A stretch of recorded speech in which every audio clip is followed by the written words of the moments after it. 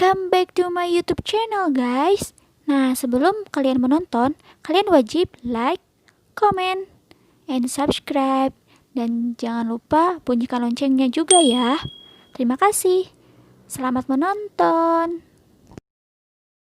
Assalamualaikum warahmatullahi wabarakatuh. Perkenalkan, nama saya Mela Yayu Apriyangi dengan NIM 11820600064. Di sini saya akan melakukan praktikum fisiologi hewan, yaitu dalam kegiatan 1 adalah melakukan percobaan praktikum indera penglihatan atau bintik buta. Kemudian yang kedua yaitu melakukan kegiatan indera pembau. Nah, sebelumnya bintik buta adalah tempat saraf optik meninggalkan bagian dalam bola mata. Benda yang terkena cahaya akan membiaskan cahayanya melalui kornea dan diteruskan ke aqueous humor, pupil, lensa mata, kemudian vitreous humor, kemudian retina. Cahaya yang masuk ke bagian bintik kuning retina akan mengenai sel-sel batang dan kerucut. Kemudian sel kerucut sebagai fotoreseptor yang peka cahaya akan menangkap, merangsang, dan mengubahnya menjadi impuls yang dihantarkan ke saraf optik ke otak besar bagian belakang atau disebut dengan lobus occipitalis. Pada lobus occipitalis ini terjadi asosiasi berupa kesan melihat benda. Kemudian pada indera pembau, yaitu hidung. Hidung adalah bagian yang paling menonjol di wajah, yang berfungsi menghirup udara pernapasan, menyaring udara, menghangatkan udara pernapasan.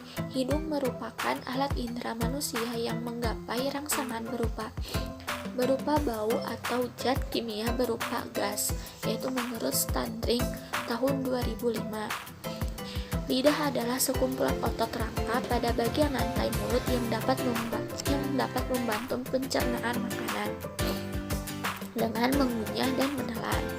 Lidah dikenal sebagai indera pengecap karena memiliki beberapa struktur tunas pengecap. Lidah juga turut membantu dalam tindakan bicara dan membolak-balikan makanan, yaitu menurut Ford tahun 2005.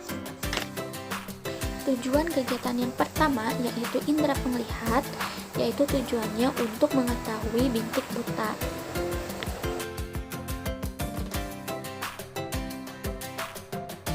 Baik, selanjutnya saya sudah mempersiapkan alat dan bahan pada kegiatan yang pertama, yaitu indera penglihat. Praktikum pada indera penglihat, alat dan bahan tersebut diantaranya ada kertas manila berwarna putih, ada gunting, kemudian ada penggaris yang kecil dan yang berukuran 50 cm, ada spidol, dan ada buku.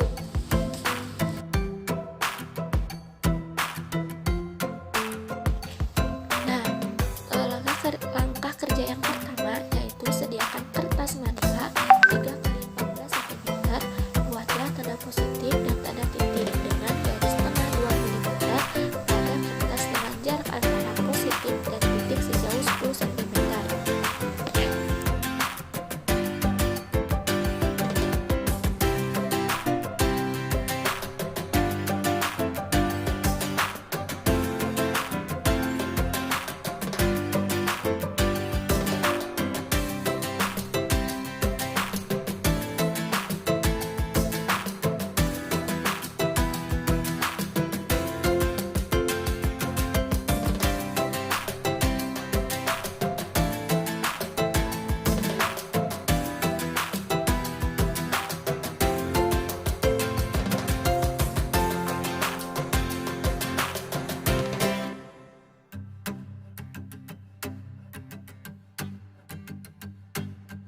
Langkah yang kedua yaitu peganglah kertas dengan tangan kiri sejauh 50 cm di depan mata dan tanda titik dipasang di sebelah dalam.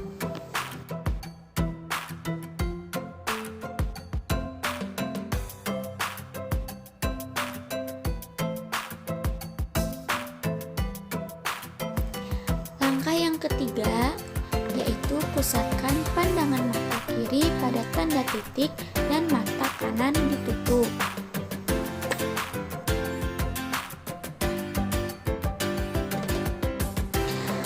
Langkah yang keempat yaitu dengan mata kiri tetap berpusat pada tanda titik, dekatkan kertas perlahan-lahan hingga tanda positif hilang dan tampak kembali.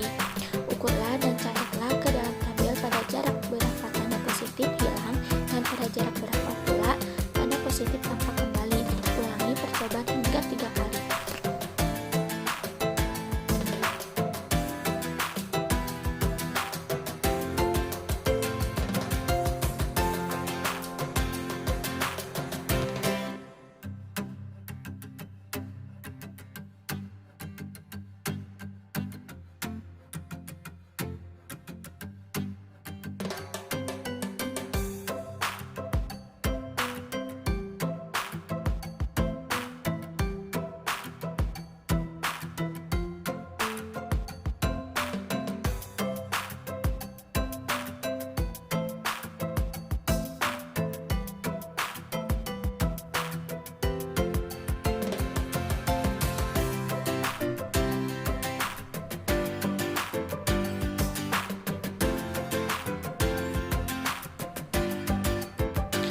Langkah yang kelima, balikan letak tanda titik dan ulangi prosedur di atas dengan mata kanan juga sebanyak 3 kali.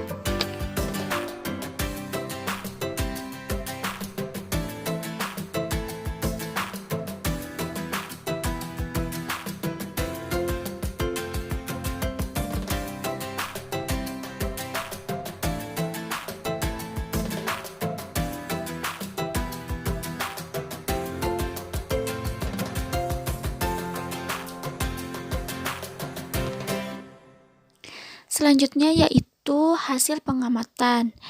Di sini terdapat ada tabel yang pertama, tabel kegiatan pertama yaitu hasil pengamatan indera penglihatan atau bintik buta. Nah, pada tabel tersebut ada 3 frekuensi, yaitu frekuensi pertama, kedua, dan ketiga. Nah, di sini terdapat mata kanan yang ditutup dengan jarak pada waktu tanda positif hilang, itu jumlahnya dari frekuensi dari ketiga tersebut yaitu 8,4 cm. Sedangkan pada jarak waktu tanda positif tampak kembali yaitu jumlahnya 91 cm. Nah, pada mata kiri yang ditutup yaitu jumlah pada waktu tanda positif hilang jumlahnya yaitu 17,6 cm, sedangkan jarak pada waktu tanda positif tampak kembali pada mata kiri yang ditutup yaitu 124 cm. Kemudian rata-rata dari mata kanan yang ditutup pada waktu tanda positif hilang yaitu 2,8 cm dan 30,3 cm pada jarak waktu tanda positif tampak kembali pada mata kanan yang ditutup. Kemudian pada mata kiri yang ditutup rata-rata jarak pada waktu tanda positif hilang yaitu 5,8 cm, sedangkan 41,3 cm pada jarak pada waktu tanda positif tampak kembali. Maka dari hasil tabel tersebut, dari hasil pengamatan kegiatan indera penglihatan, ternyata rata-rata yang paling besar itu adalah pada mata kiri, pada mata kiri yang ditutup, yaitu pada rata-rata jarak pada waktu tanda positif tampak kembali, dan juga rata-rata paling besar pada mata kiri yang ditutup pula yaitu pada jarak waktu tanda positif hilang yaitu 5,8 cm. Nah, sedangkan pada mata kanan yang ditutup itu lebih kecil daripada pada mata kiri yang ditutup. Jawaban yang pertama yaitu dari hasil pengamatan di atas bahwa tanda positif digunakan untuk mengetahui titik atau jarak bintik buta yang dimiliki oleh setiap orang. Nah, hal ini bisa terjadi jika bayangan dari tanda positif tersebut masuk ke daerah bintik buta. Kemudian pada nomor 2, pada jarak tertentu tanda positif hilang, yaitu karena tanda tersebut dibiasakan masuk ke dalam bintang buta sehingga tanda tersebut hilang atau tidak terlihat. Hal ini dapat menyebabkan karena pada inti buta tidak mempunyai sel reseptor cahaya, sehingga pada saat tanda tersebut muncul kembali karena retina sudah mampu menangkap cahaya, sehingga bayangan tampak jelas dan dapat terlihat kembali. Pada nomor 3 yaitu tidak ada hubungannya. Kenapa? Karena buta warna adalah suatu kelainan yang disebabkan oleh ketidakmampuan sel-sel kerucut pada mata, yaitu untuk menangkap spektrum warna tertentu. Selain itu juga buta warna juga bisa terjadi akibat faktor genetis.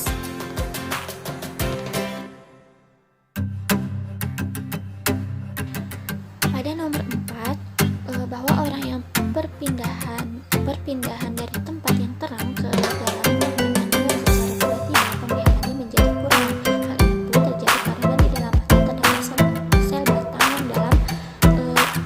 mata terdapat sel batang yang mengandung pigmen peka terhadap cahaya yang disebut rodopsin, yaitu suatu senyawa antara vitamin A dan protein berproses dari terang, yaitu rodopsin.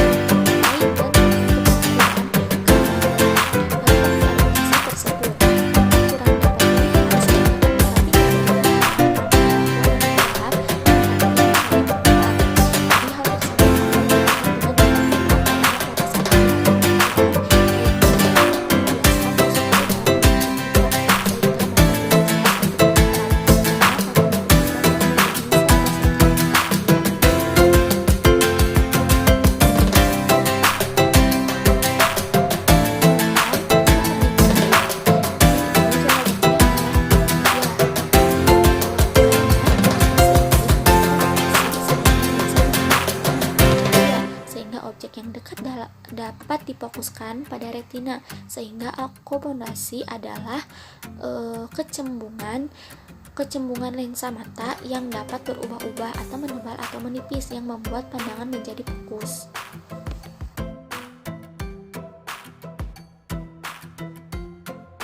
Selanjutnya yaitu nomor 6, bahwa kacamata yang dipakai atau berlensa rangkap, cembung dan cekung.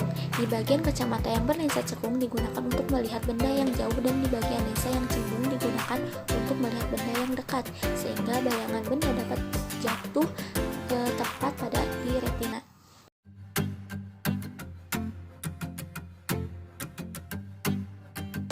Tujuan pada kegiatan kedua yaitu untuk menentukan kepekaan terhadap rasa.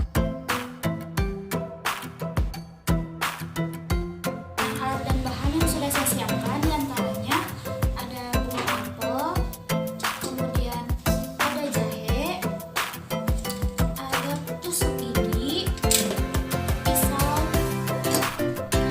air minum secukupnya, ada penjepit, ada penggaris, kemudian ada penutup mata. Nah, selanjutnya yaitu langkah kerja pada indera pembau. Langkah kerja yang pertama yaitu potong-potong apel, kemudian jahe dengan ukuran yang kecil dan ukuran yang sama.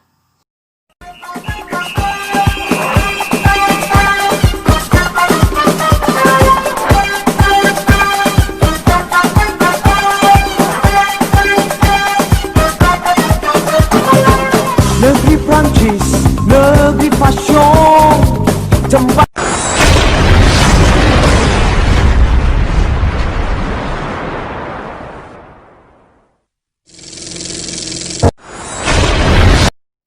Nah, langkah yang kedua yaitu hidung ditutup dan mata juga ditutup. Setelah itu, makan apel tersebut dengan menggunakan tusuk gigi agar memudahkan untuk memasukkan apel tersebut ke dalam mulut.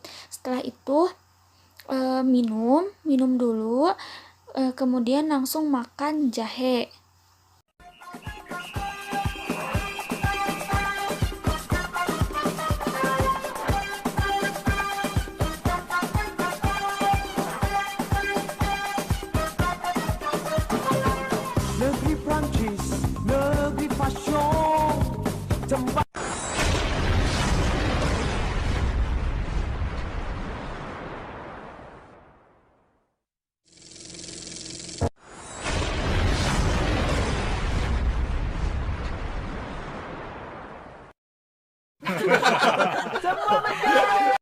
Langkah yang ketiga yaitu hidung yang tidak ditutup tetapi mata tetap ditutup, kemudian makan, tetap memakan apel yang tadi yang sudah dipotong-potong dengan menggunakan tusuk gigi. Kemudian setelah itu minum air. Setelah minum air dulu, kemudian langsung memakan jahe. Nah, setelah itu bagaimana perbedaan antara memakan apel dan jahe yang mata dan hidungnya ditutup dibandingkan dengan memakan apel dan jahe dengan mata ditutup tetapi hidung tidak ditutup? Bagaimana hasil dari rasa dan penciumannya?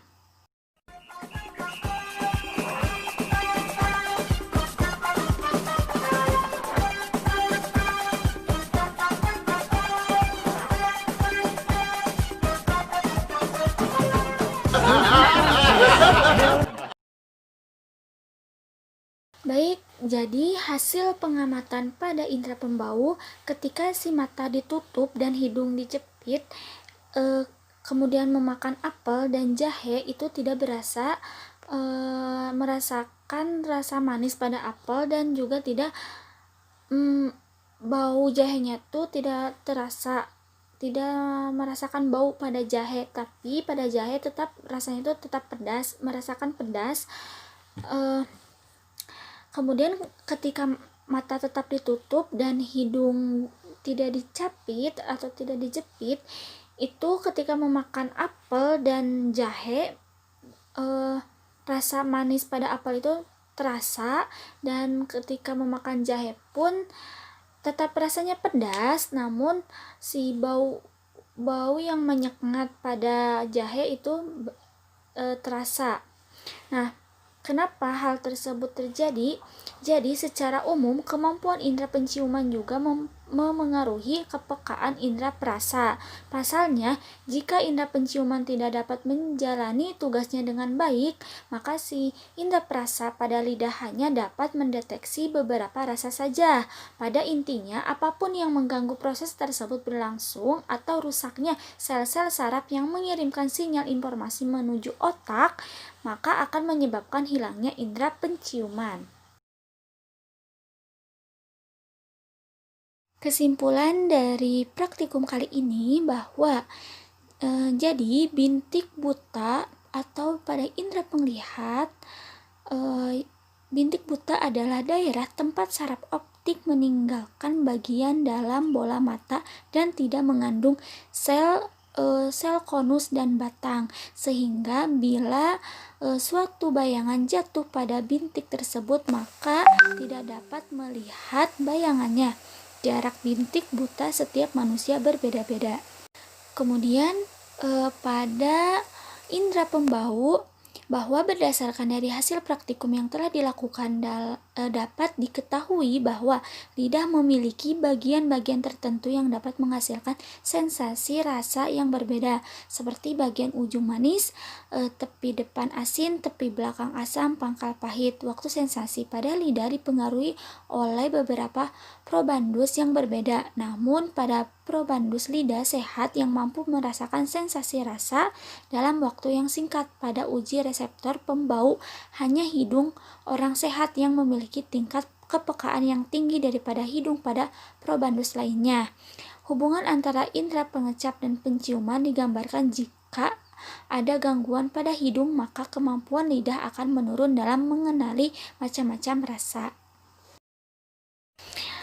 Baik teman-teman, sekian dari video praktikum kali ini. Mudah-mudahan bermanfaat untuk kalian semua yang sedang menonton ataupun yang sudah menonton, dan khususnya untuk saya juga bermanfaat. Mohon maaf apabila pada video tersebut kurang jelas dalam penyampaiannya atau dalam menjelaskannya, karena mungkin saya masih dalam tahap belajar juga. Dan terima kasih. Wassalamualaikum warahmatullahi wabarakatuh. Dan jangan lupa like, comment, dan subscribe, dan bunyikan juga loncengnya ya, dan share juga videonya. Terima kasih, bye.